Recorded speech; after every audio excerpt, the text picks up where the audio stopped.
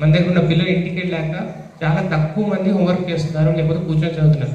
అక్కడ డిఫరెన్స్ అనేది అక్కడ వస్తుంది అనమాట. అదే 1 అవర్ టీచర్ ఏం చేయాలి మొత్తం స్పెసిఫిక్గా మీకు వర్క్ బుక్ ఇచ్చారు పిల్లలకి, లేకపోతే స్కూల్లో ఏం హోంవర్క్ చేయాలో మొత్తం కూడా స్పెసిఫిక్గా చెప్పి పెట్టారు. బట్ మన ఇంట్లో కూర్చొని చదివించే వాళ్ళు ఎవరు లేకపోవడం వల్ల ఇబ్బంది అవుతుంది. మీరు పొలాలకు వెళ్తారు, లేకపోతే మిగతా పనుల్లో బిజీ ఉంటారు. బట్ ఇది ఒకటి కొంత కంపల్సరీగా ఇక్కడ వచ్చిన పేరెంట్సే కానీ మిగతా బయట ఉన్న వాళ్ళకి కూడా ఇది ఒక్కటి మీరు కంపల్సరీగా చెప్పండి. అట్లీస్ట్ ఒక 1 అవర్ టీచర్స్ హై స్కూల్ కానీ ప్రైమరీ స్కూల్ కానీ ఏ టీచర్స్ ఇచ్చిన హోంవర్క్ ఒకసారి చేపిస్తే మిగతాది మొత్తం మేము చూసుకుంటాం. వాళ్ళు ఏ కాంపిటేటివ్ ఎగ్జామ్ కానీ ఏ మంచి ర్యాంక్ రావాలి అది మొత్తం మేము చూసుకుంటాము. అది దానికి ఎంత ఎఫర్ట్ కావాలన్నా కానీ మేము పెడతాం అన్నమాట. సో ఇది ఒకటి మా సైడ్ నుంచి పేరెంట్స్ మీటింగ్ ద్వారా మిమ్మల్ని రిక్వెస్ట్ చేస్తాం అన్నమాట.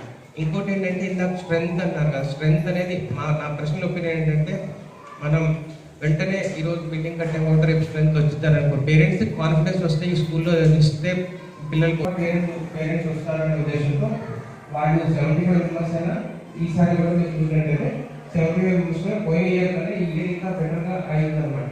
ఇన్ఫాక్ట్ ఈ స్కూల్లో దగ్గర ప్రతి స్వాతిలో ఇచ్చుకుంటారు. ముందు పిల్లలకి షూలు లేవు కదా, చెప్పులు వేసుకొని గడుగుదలు గడుపుకుంటారు. మీ వరకు మన దగ్గర పిల్లలు ఎందుకు రాకూడదు అన్నట్టు ఇనీషియల్గా స్టార్టింగ్ స్టేట్లో ఎక్కడ లేకపోయినా మనమే 6th నుంచి 10th వరకు పిల్లలందరికీ షూ ఒక